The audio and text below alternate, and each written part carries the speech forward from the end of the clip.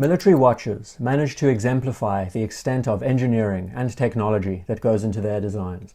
That is partly why we enjoy studying their backgrounds, their time periods, their uses.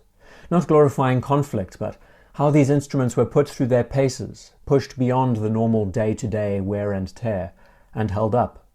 In the first part of this series, we looked at the watches of the British Armed Forces, which categorized 100 years of watch development, focusing on how pieces became standardized, how some were designated to special branches of the military, and how these watches continually adapted with new technologies and evolved into the pieces we see today.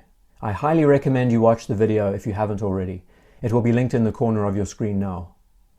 We will be studying the watches of Vietnam worn by American GIs, focusing on a very specific point in time instead of an evolution of watch development. They are arguably some of the most categorized and studied military pieces of all time, meaning that their histories have been well documented and some terrific stories have surfaced to go with them. The watches discussed won't be arranged in any particular order of rank or status. Just know that they were pieces built in and around the early 1960s and mid-1970s. The selection of watches that we will be seeing are some of the most popular, rare, and sought-after pieces during the time. And instead of only covering their individual histories, the watches will have their designs studied in more detail as well. So sit back and enjoy. How did GIs get their hands on watches in the first place? Of course, it is well known that some branches of the military were issued watches, while others bought theirs from home, and many more bought watches from PX stores, PX meaning post-exchange. Why these stores were favored was because they would often charge less than stores based in the United States and other parts of the world. So these men would often find seriously impressive pieces for decent prices. We will begin with the Glycine Airman Special, originally designed in the early 1950s as an aviator's instrument that adopted a 24-hour rotating bezel to help with tracking a separate time zone. It's simple, extremely utilitarian, and became a favorable choice for airmen. The Special had a modified movement that allowed for easier hacking and greater precision when synchronizing for mission times. The design of the watch is instantly recognizable today. It is a classic. And modern variants of these pieces are still produced. What's interesting is how these models of the 60s were sized and scaled. We see that nowadays the modern pieces look well proportioned and are much easier to read with greater dimensions, but in the early years these watches were very small, and it's surprising how they were chosen as some of the most favorable pieces by pilots, even though their size and stature would have probably made them very difficult to read while on the move. The detailing on the dial is heavy, the hands are fairly small, and the color scheme is neutral. Frankly, it looks quite impractical to use unless you've worn it for a while and figured out all the quirks. With a 24-hour track around the outside of the dial and 5-minute markers on the inside. But because they were affordable and gave these men assurance of working without fail, the Airman never lost its appeal. And of all the watches on this list, this really looks like a navigator's instrument. The Benrus DTU-2A/P. A simple military-issued watch given to many soldiers in the field. We see that its design borrows heavily from watches like the Hamiltons of the time, and really became the epitome of American field watch design. It is in a class of its own, and it's fascinating how we saw such a unique take on the piece, especially when we compare it against field watches used by the British Armed Forces of the time, for example, and just how their approaches were so different. This model has been glorified in film before, being worn by Steve McQueen in Bullet, and it just goes to show how practical and functional a simple time-only watch can be. In this configuration, with not only 12-hour but 24-hour time on the dial, a clean and symmetrical placement of numerals and indexes, hybridized sword hands, a generous amount of tritium for easy legibility, it truly is a great watch. Following a similar format, the Seiko reference 7005-8030 is another piece that aims to be a field watch first. These pieces were often worn by MACV-SOG. The SOG branch were highly classified, who specialized in studies and observations during the conflict. They were responsible for preparing and coordinating some of the most pivotal moments during the war. Now the Seiko, as we can see, looks to be a model that adopted a much cleaner styling of its time. Clearly a late 60s model that used the period-correct cushion case. We also saw a variant that used a Seiko 5 case with a similar dial layout. And again, the practicality comes from its simplicity, the excellent choice of numerals on the dial, the starkness of the black, the sheer size of the case, and the presence the piece would have on the wrist. It's definitely not the most stylish Seiko ever made, but as a utility, we can see why it was favoured. Keeping with the MACV-SOG team, the old faithful Rolex reference 5513 Submariner was extremely popular. We can assume the 5513 was the model chosen because 5512s, though being made during the same time, were far less common. About every 6 5513s that were in circulation, we would find one 5512.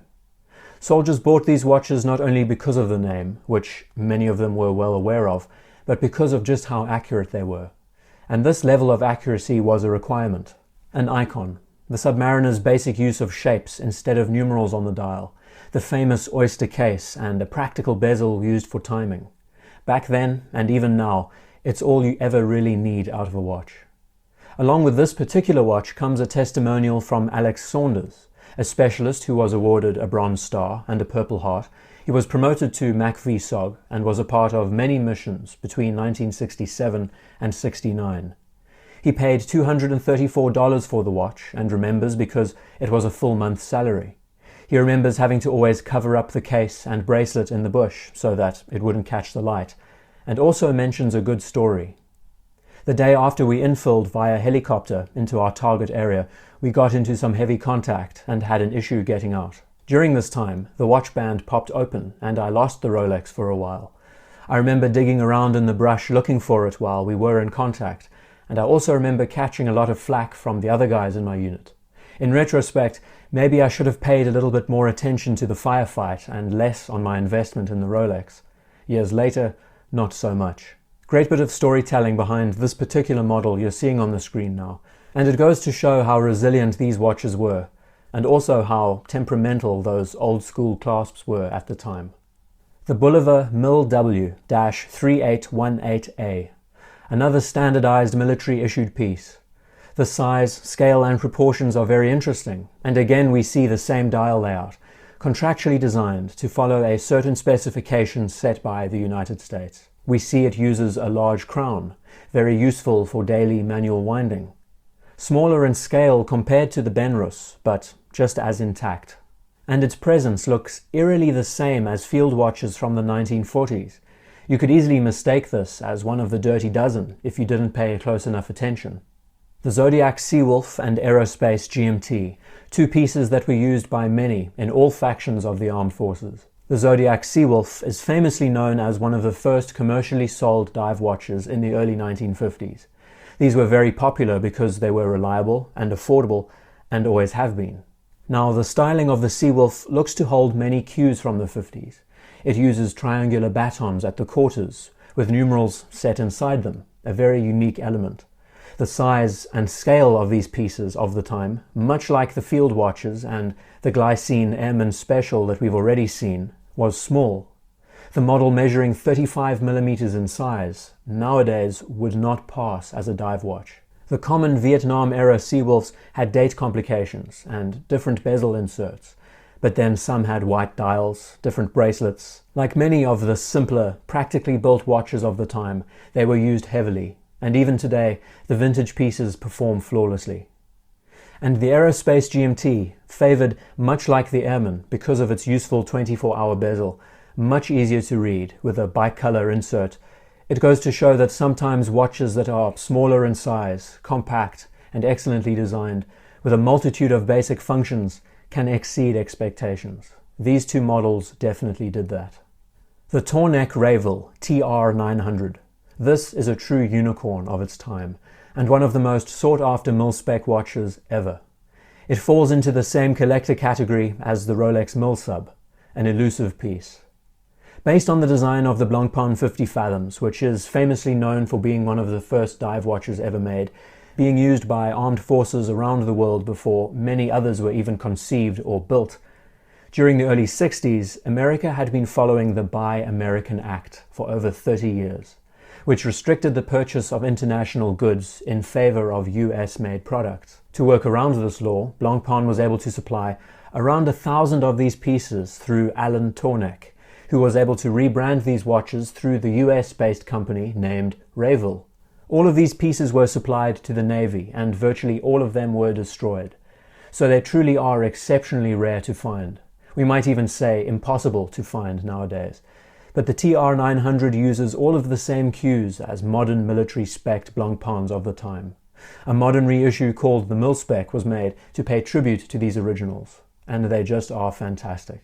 Since they were some of the original dive watches, there was no real template to follow, so the watches had peculiar proportions and lug lengths, but even still, a great understanding of legibility and a use of contrast. Their movements were anti-magnetic.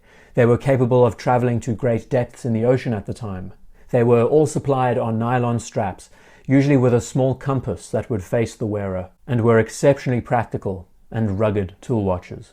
One of the most interesting quirks about these original military blancpains was the large dot in the middle of the dial. Because the technology was iffy and the concept of a screw-down crown was a fairly new development, the dot acted as a fail-safe, which would change color and alert the wearer if water entered the watch. The Benrus Type 1 and Type 2 divers. Built on the success of the Benrus DTU, the Type 1 and Type 2 fitted into a very 70s styled cushion case with a chiseled form to it, issued to Navy SEALs and the Underwater Demolition Team, UDT. The Type 1 used a sterile dial that mimicked the typical submariner layout of round and rectangular batons with a triangle at the 12. Extremely effective. The Type 2 was essentially a field watch built into a dive watch, quite unique for that reason. And we see just how this aesthetic has been transplanted into modern American or Canadian-made dive watches today, like the Marathon, for example. It adopted larger squared-off pencil hands, adding to the sheer contrast of colors against the dial. Interestingly, it's a piece that doesn't adopt a standard diving bezel. Why this was done is anyone's guess, but it just presents itself as a watch that looks to be built for action. It looks like it can take a punch and still keep going. Another well-known diver that saw a lot of good use over the years. The Rolex GMT, reference 1675 Pepsi. One of the greatest watches of that time period, and one so fitting for its application, another huge favorite for airmen, but it was widely popular, bought by all factions of the forces. And really, when we sit back and think about it, it's a watch that would do everything and more. Having a date complication for day-to-day wear, a striking aluminium bicolor bezel for easy use when reading the GMT function, or being used as a timer. A great size, an oyster case with a good level of water resistance, and one of the underlying details that might have attracted many soldiers to this watch, the use of red, white and blue accents. Of course, this color combination was used because of its partnership with Pan Am all those years before, but those colors also resemble the flag of the USA. Those subtle cues would add something very unique and would make for a great patriotic gesture. It was also a watch famously worn without a bezel by Marlon Brando as Colonel Kurtz in Apocalypse Now, one that was quite fitting for his character. And his character study by yours truly will be linked in the corner of the screen now, if you're interested. The Tudor Submariner, reference 7928 and 7016. Legendary dive watches from the family with massive popularity that saw use by military forces all over the world for decades. These were standard issue for the US Navy and SEAL teams, and the men could not get enough of them. Many of you might be aware of the Talking Watches episode with Moki Martin, done by James Stacey with Hodinkee. It's a true testimonial of how robust these watches were. The link to the video will be in the corner of the screen. A little unknown fact about these watches was that unlike many other mil-spec issued pieces of the time, like the famed Rolex Mil-Sub, MOD Seamasters, the Tornek-Rayville that we've looked at already, all of those watches were heavily modified before being sent out. Many had to adhere to regulations, their movements had to be tested more thoroughly, their cases, dials, bezels may have been changed. But with all Tudor mil-spec divers, they were taken straight off the shelves and sent. And bear in mind that these divers were using bog-standard ETA movements. The 7928 adopted the same dial layout that we saw shared with the 5512 and early 5513 Rolex Submariners. A chapter ring around the dial, small plots, and the now characteristic smiling, self-winding text, which was basically used to denote an ETA movement. These watches were provided with nylon straps, and by the looks of Moki Martin's strap, It uses two rivets on either side that could attach a cover over the watch head for protection and keeping it inconspicuous. There is another great video covered by Hodinkee on how a relationship between two men, a corpsman and a lieutenant, was forged with a Tudor that took a bullet in Vietnam. Another reference 7928. And we can also imagine that the Tudor P01, a very unique prototype developed for the US Navy, would have been manufactured and tested in and around this time, which has also been discussed on this channel before. And the reference 7016, dubbed the Snowflake. It is a model that really defined the Tudor Submariner. It adopted a square baton layout, a snowflake set of hands that corresponded so well together, speaking about the use of simplistic forms and the relationship shared between the elements. This is one of the most functionally and aesthetically beautiful dive watches ever conceived. With a combination of blue or black, both were spectacular. Many in the service applauded just how legible and competent these models were. And as far as military-issued watches go, the Snowflake gained the top spot when comparing it to other models in circulation at the time. Last but certainly not least, the real watch that defined the diver of the time, and one that has since become a legend. We could even say a symbol of the war. The Seiko reference 6105-8110, known as the Willard, or Uncle Seiko. They were cheaper than Rolexes at the time, robust, large, instantly recognizable, and a watch that established the Seiko diver. Another model popular amongst all factions. It really has become a cult classic, now and since. We saw it worn by Martin Sheen as Captain Willard in Apocalypse Now. It adopted all of the 70s traits, from a large cushion case, a simple baton and hand layout, a generous use of paint on the bezel and minute track, 150 meters of water resistance, an excellent practice that was adopted of placing the crown at the 4 o'clock position to keep it not only secured between the case's shoulders, but also to keep it out of the wearer's way.